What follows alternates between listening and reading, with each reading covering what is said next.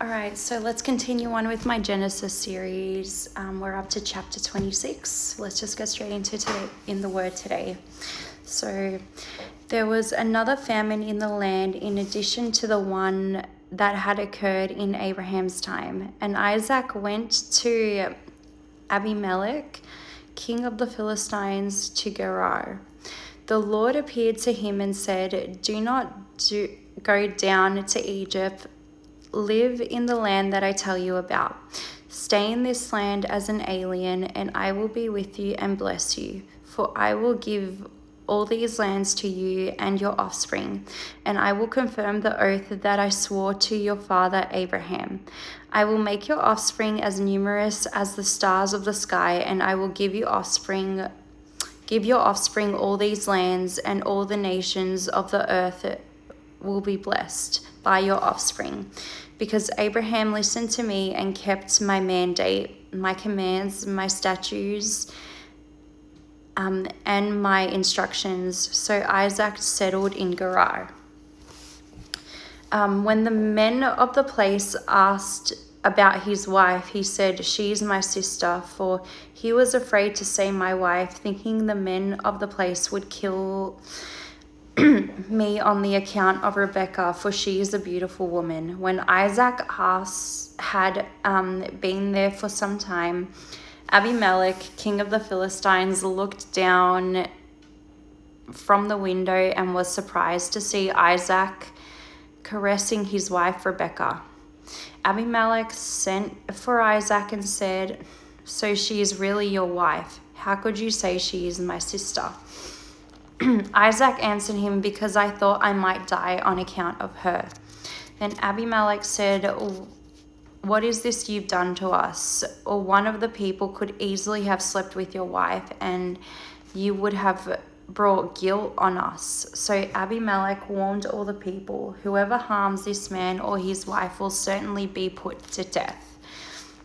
Isaac sowed seed in that land, and in that year he reaped 100 times what was sown. The Lord blessed him, and the man became rich and kept getting richer until he was very wealthy. He had flocks of sheep, herds of cattle, and many slaves, and the Philistines were envious of him. Philistines stopped up all the wells that his father's servant had dug in the days of his father Abraham, filling them with dirt. And Abimelech said to Isaac, Leave us, for you are much too powerful for us.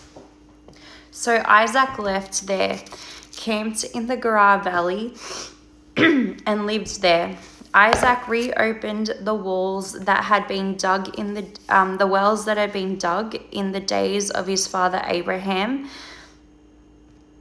and that the Philistines had stopped up after Abraham died. He gave them the same name his father had given him. Then Isaac's servant dug in the valley and found a well of spring water there. But the herdsmen of Gerar quarreled with Isaac's herdsmen and said, The water is ours. So he named the well Esek before they argued with him. Then they dug another well and quarreled over that one also, so he named it Sidna. He moved from there and dug another, and they did not quarrel over it. He named it Rehoboth, and said, For now the Lord has made a space for us, and we will be fruitful in the land.